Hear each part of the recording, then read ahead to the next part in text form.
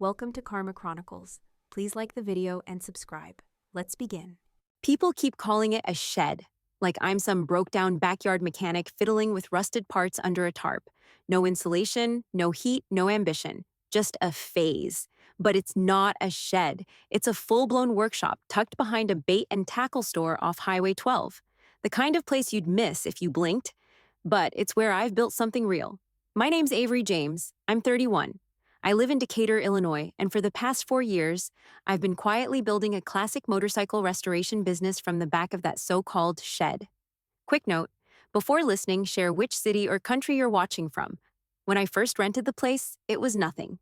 Bare concrete, one busted light fixture, and a hole in the roof the size of a basketball. I patched it all myself. Swapped in decent lighting, installed a lift, laid down rubber flooring. I did every damn thing by hand, slow and quiet. No grand opening, no big talk, just steady work. I kept my head down and let the bikes do the talking. To my family, though, I'm just floating. Michelle, my older sister, the CPA, the PTA president, the one with the house and the golden retriever, checks in once a month like clockwork. You can't ride on odd jobs forever, she'll say over coffee. Have you thought more about accounting school? I stopped trying to correct her years ago. The truth. I've been supporting myself for 3 years, not with oil changes or Craigslist flips, but with high-end restoration projects. I've got regular clients who collect rare bikes like other people collect art. Some of my rebuilds sell for more than Michelle's minivan cost. I've even consulted on a couple insurance fraud investigations, identifying doctored VINs, tracing rare engine parts. The kind of work that gets real quiet recognition in the right circles. But the family doesn't know. Nobody does, not really. They still think I'm chasing a teenage fantasy in a glorified garage. I let them believe it, mostly because it's easier than arguing. They don't want to understand, and I don't feel like begging to be taken seriously. Until now. Because last week, I got the email I've been working toward for years. My custom-built cafe racer, a 1972 CB750 I rebuilt from the frame up, is going to be featured in the Chicago Prestige Auto Expo, one of 10 hand-picked builders in the Heritage section. People I've looked up to for a decade will be standing in the same hall. And I'm not telling a soul. Not yet. I've worked too hard to have it shrugged off like everything else. So for now, I show up, roll up the doors, and keep wrenching. Because this little shed is about to make some noise. I was elbow deep in a '68 Norton Commando when the old man first showed up. Khakis, tucked-in polo, clean white sneakers, looked like a retired golf pro who got lost. But he walked straight in, slow and confident, and circled my CB750 like it was a sculpture. Yours? He asked, tapping the tank with one knuckle. I nodded. Every bolt. He didn't introduce himself, just started asking questions. Very specific ones. Why I chose that tank angle, why I reversed the controls, where I sourced the clip-ons. He knew what he was talking about. No fluff, no fake flattery, just real curiosity. That was 18 months ago. A week later, he came back. This time, he brought coffee and his name, Walter Kavanaugh. Retired auto industry judge, Detroit-born, old school. He'd spent 30 years evaluating builds, from showpieces to factory recalls. Said he'd been to hundreds of expos, judged thousands of bikes. But something about my build stopped him cold. I've seen pretty, he said. I've seen fast. What I haven't seen in a long time is respect. You respect the machine. After that, we started talking regularly. Sometimes on the phone, sometimes over beers at the bar down the road. He'd visit the shop once a month, sometimes more. Never hovered, just watched, listened, took notes. He'd bring me articles about vintage part auctions, hand me obscure shop manuals he picked up at estate sales. The guy was serious. One night, he dropped a bomb. I'm going to pitch you to the Prestige, he said, like he was ordering fries. The expo's looking to highlight new builders for their heritage section. Your name should be on that list. I blinked at him. You mean the Chicago Prestige Auto Expo? That Prestige. He nodded. Yeah, that one. I laughed at first. Thought he was joking. That show's no joke. Invite only, lockdown, media coverage, global collectors. It's where up-and-comers get scooped by legacy brands, where parts get photographed like jewelry, but he wasn't kidding. I know a guy on the committee, he said. They want fresh blood. I'll get your portfolio in front of them. So I sent him my best work, build photos, process breakdowns, tear down to rebuild documentation, even a short clip of me walking through the custom framework on the Norton. 3 weeks later, I got the email. I was in, one of 10, the only builder under 35, the only woman too. Not that it mattered to the committee, but I knew it'd matter to my family, and not in a good way. I stared at the screen forever. The header read, "Congratulations, you've been selected." I read it 5 times. Then I sat back, looked around my shop, and didn't say a damn word. Not to Michelle, not to Mom, not to anyone, because I knew exactly how that conversation would go. "Oh, wow, Chicago. That's cool. But is there a backup plan? Do they pay you for that? Or is it just exposure?" Exposure doesn't pay the bills. They'd smile while saying it, of course, sip their wine, pat my hand like I'd built a very nice Lego castle. It would still sting. So I kept it to myself. Walter didn't push. He just said, "You'll need to clean the carburetors again before the show." High humidity screws everything. We gotta work. I spent the next few months tuning every last detail. I redid the powder coat on the frame, rewrapped the headers, swapped the rear shocks for a better travel ratio. I wanted that CB750 to turn heads and stop hearts. And through all of it, I kept my mouth shut. I went to Sunday dinners, listened to Michelle talk about her new lawn guy, nodded along while Mom offered to help me revamp my resume, ate dry chicken and smiled. Then I'd go back to the shop, close the doors, and push my build another inch closer to perfect. Because I knew what was coming. And for the first time in my life, I was fine letting the work speak first. Some nights, I'd leave the shop at 2 a.m., hands numb, neck stiff, whole body aching. But the kind of tired that felt earned, the kind you carry like armor. Not that anybody in my family saw it that way. To them, I was still the kid sister who never got serious. The one who never settled down, never finished college, never figured it out. They thought I was bouncing between hobbies while dodging real life. Meanwhile, I was closing private sales for more money than Michelle made in a quarter. One collector in South Carolina wired me $12,000 just for the carb setup off a Ducati single. No questions, no haggling, just trust. Because I'd built a reputation, quiet, sure, but solid. I'd done full restoration work on 2 Vincent Black Shadows, one sitting in a guy's private hangar in Switzerland, the others in a motorcycle museum in Belgium, tagged with my name on the placard, "Restoration by Avery James." But back home, "So, you still doing the motorcycle stuff?" That was the line, every time. Cookouts, birthdays, holidays. Like I was stuck in some phase they were all waiting for me to grow out of. I got good at dodging. "Yeah, just working on a few things," I'd say, smiling while reaching for the mashed potatoes. That vague, empty phrase became my default. I said it so often it barely sounded like English anymore. Just noise to fill space and steer the conversation away. What was I supposed to do? Say, "Actually, I've got a wait list that stretches 6 months, and last week a guy from Berlin offered to fly me out just to consult on a build he's restoring with original 1950s parts." They wouldn't get it. They wouldn't even pretend to, because none of it fit their version of success. I wasn't married, didn't own a house, no 401k, no job title you could slap on a Christmas card. What I had was grit, skill, and independence, but none of that counted in their world. And I was tired. Not just physically, soul tired. Tired of nodding through Michelle's lectures about pensions. Tired of Mom's nervous glances when someone asked what I do. Tired of being polite about their disappointment, like I owed it to them to fail a little quieter. Keeping the Chicago Expo to myself wasn't just about surprise, it was survival. It felt like the one thing I didn't want them to stain with their doubts. I needed that win untouched, clean. Walter got it. He never asked why I hadn't told anyone. "You don't owe them proof," he said once, tightening a bolt on the rear set. "You owe the machine." He was right. The shop was the only place I felt real, not just seen, whole. Every tool had a place. Every part had a purpose. Nobody looked at me sideways. I didn't have to explain myself to a wrench, but in my family, I was a ghost in grease-stained jeans. The truth was, I wasn't hiding. I was building, and they just weren't looking hard enough to see it. Sunday dinner always smelled like pot roast and powdered judgment. Same chipped plates, same sagging chairs, same conversation. Michelle and her husband Scott were already halfway through their second glass of wine by the time I walked in. Riley was on the couch, face lit up by her phone. My mom was in the kitchen humming some gospel song under her breath, like peace could be cooked into the green beans. Hey, Avery, Michelle said, not even looking up. You're late. Traffic, I mumbled, kissing Mom on the cheek before sitting down at my usual spot, far end of the table, next to Riley, who didn't even blink. Michelle launched right in, of course. So, Scott just got promoted, regional VP. They're giving him a bonus and extra stock options.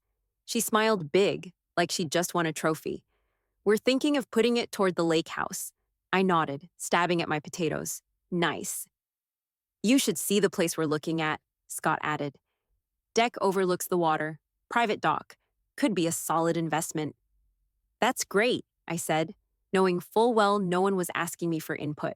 There was a beat of silence before Mom asked it. So, Avery, have you thought any more about going back to school? I saw they reopened that adult learning program at the community college. Michelle jumped on the opening. Yeah, or even working at a dealership.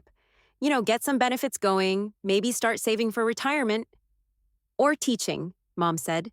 There's that trade school out by Route 5. Your hands-on stuff would be perfect there. Plus, pension's nothing to sneeze at. I smiled like I hadn't heard this exact speech 15 times.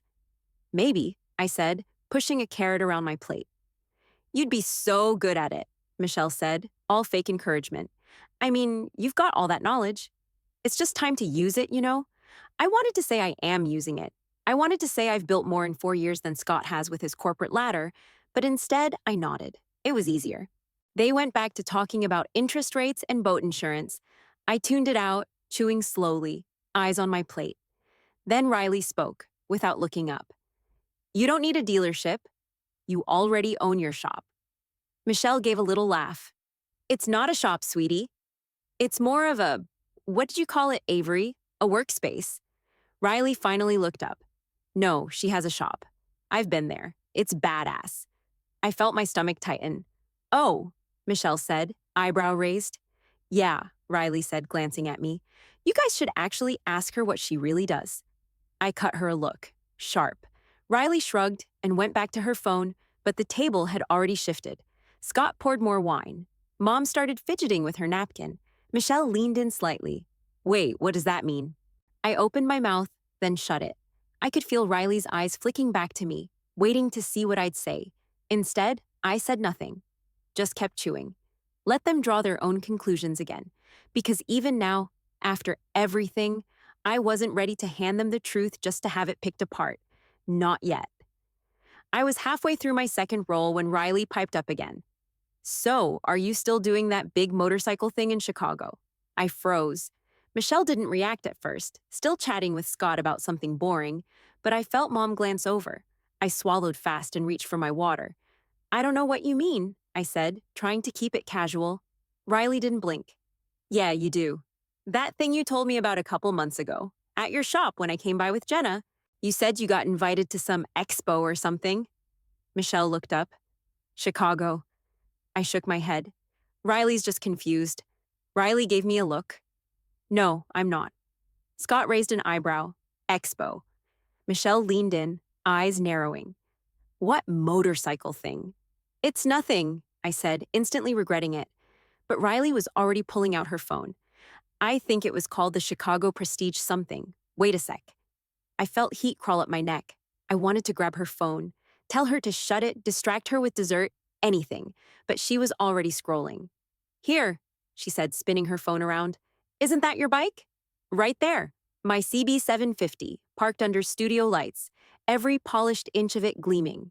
My name below it in clean black print, Avery James, one of 10 featured builders at this year's Chicago Prestige Auto Expo. Silence, not the polite kind, the drop-a-glass kind. Michelle reached across the table and took Riley's phone like she was defusing a bomb. Her eyes scanned fast, then slower. Then she read it out loud, in that sharp voice she used when quoting something that made her feel smarter than everyone else. Her precision builds fuse 1960s engineering with modern tuning. Avery James is a name to watch. She looked up. Are you serious? Nobody moved. Mom blinked like she was trying to translate the words. Scott looked confused, maybe impressed. But Michelle, she looked pissed. You didn't tell us any of this.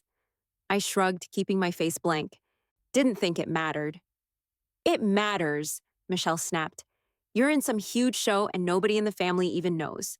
I wasn't hiding it, I said, even though I definitely was. Really? She scrolled further. This was published 6 weeks ago. You've known this for a while?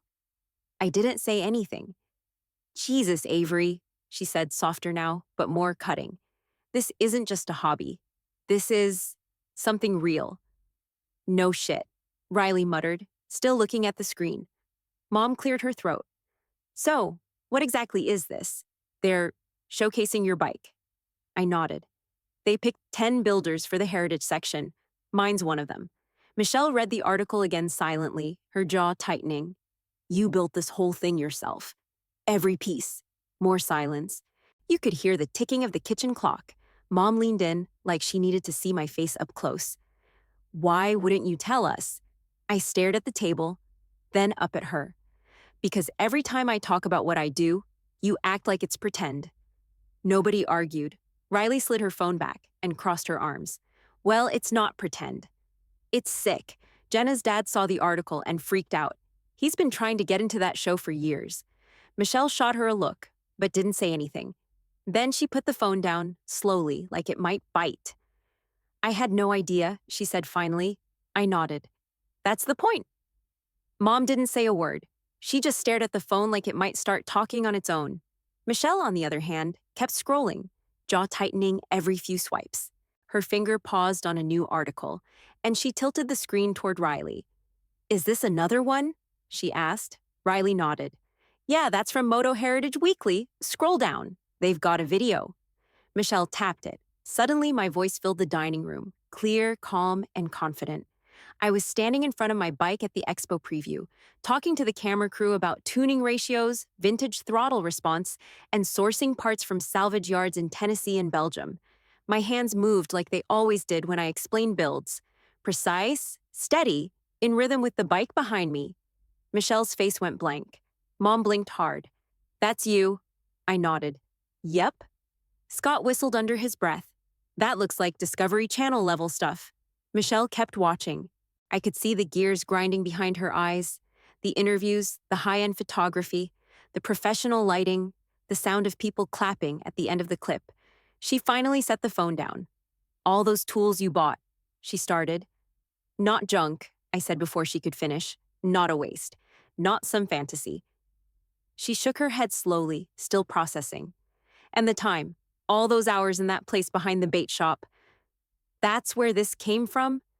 She looked at me again, this time really looking. Why didn't you tell us? I crossed my arms, suddenly more tired than angry. Because every time I even mentioned motorcycles, you treated it like I said I was going to join the circus. That's not true. It is. You never asked what I was building. You just told me what I should be doing instead. Michelle leaned back in her chair, arms crossed tight. She didn't argue, didn't have anything to throw back this time. Mom spoke up next. You really built that thing. Every part. I nodded. From the frame to the taillights, even the leather seat, I cut and stitched that myself. Looks like something out of a museum, she said, half whisper. It might be, Riley added. One of her bikes is already in Europe. That's what the article said. Mom sat back, blinking like she was trying to do the math. But how are you making money with this? I've been making money for 3 years, I said. Restoration jobs, custom builds, consulting gigs. I've got savings, contracts, wait lists. This isn't a hobby. Silence again.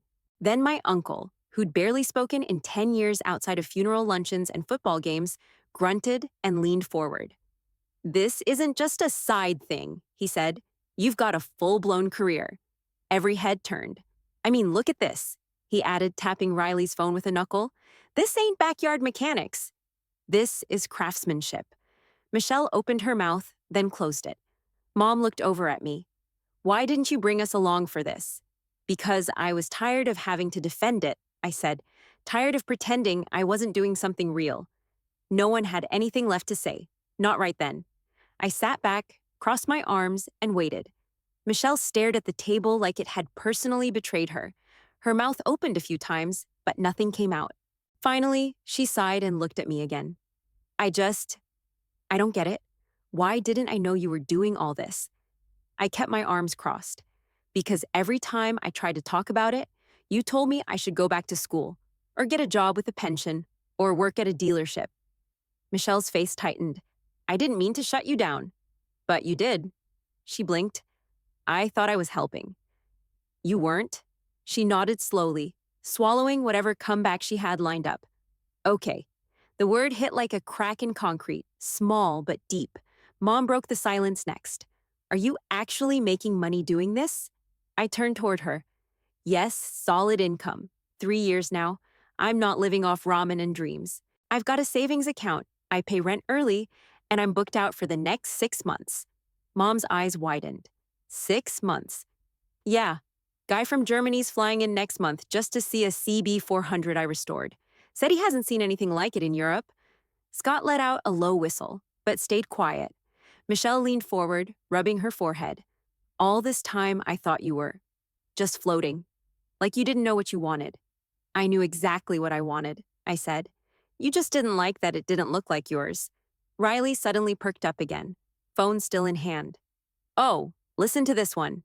She cleared her throat dramatically and read, Avery James is redefining American custom motorcycle culture. Blending vintage precision with fearless originality, she's turning restoration into resurrection. Mom blinked hard again, redefining. That's what it says, Riley said, shrugging. People love her.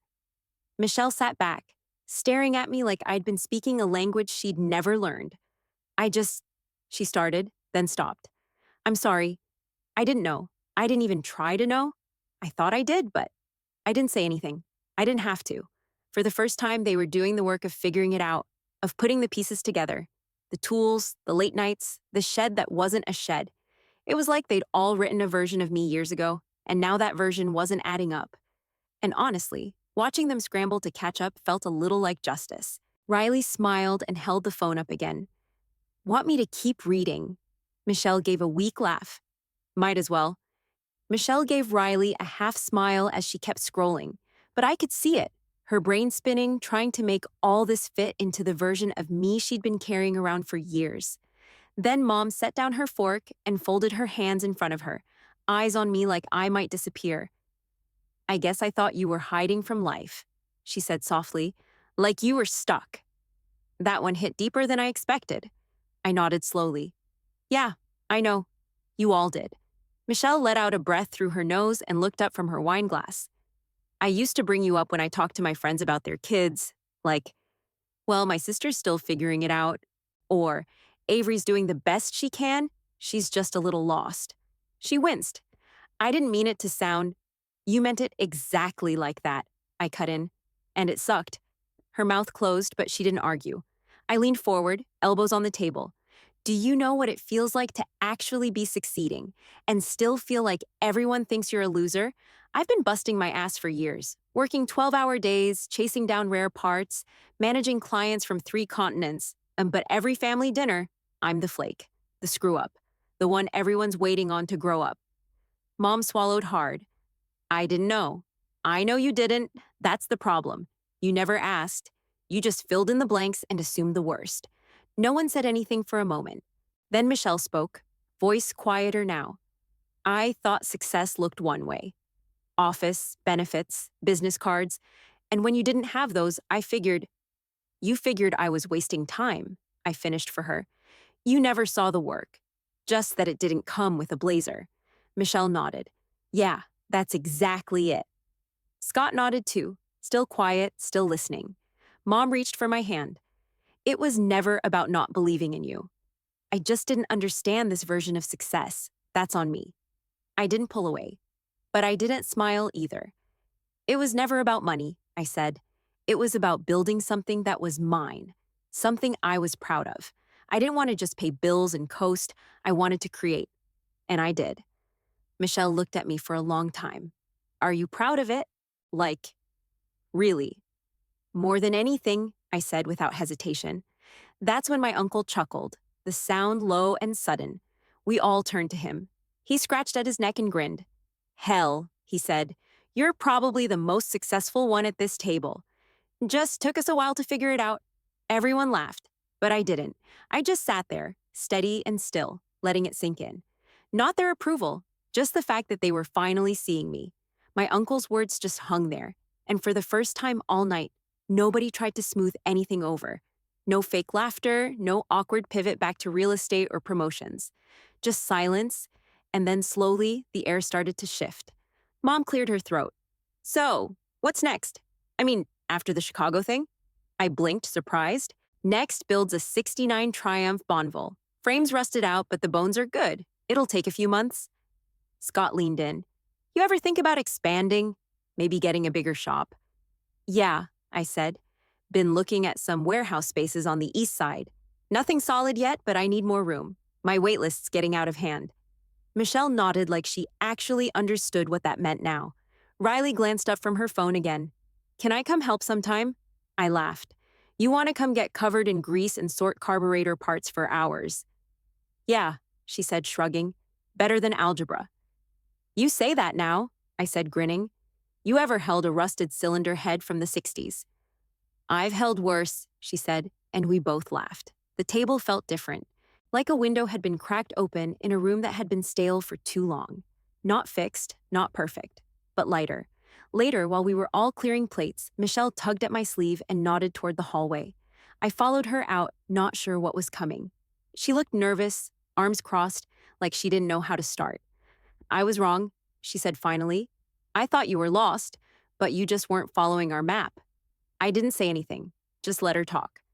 I used to think if someone wasn't on a straight path, they were just flailing, floating around. But you weren't. You were building something the whole time, and I didn't see it. I nodded slowly. I wasn't looking for your version of a finish line. She looked down, then back up. Thanks for sticking with it, even when we didn't believe in it. Or you. That one landed. I didn't expect it to hit as hard as it did, but it did. The words weren't polished. They weren't pretty, but they were real. She stepped forward and pulled me into a hug. No patting, no forced smile. Just arms around shoulders, quiet and full. It didn't feel like pity this time. It felt like respect. By the time I got back to my place over the shop, I was drained. Not tired like after a long day wrenching. This was different. Emotional hangover, maybe. That weird mix of relief and raw. I kicked off my boots, tossed my hoodie on the back of the chair, and dropped into the lumpy couch I've had since college. No TV, no music, just the hum of the garage heater downstairs kicking on. Then my phone buzzed. I almost didn't look. Thought it might be Riley texting another Expo quote, but it wasn't. It was a name I didn't recognize, followed by Auto Expo Group. The message was short. Hi, Avery. We're reaching out on behalf of the Peterson Museum.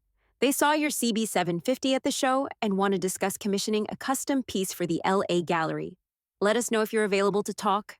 I stared at the screen. Then I read it again and again.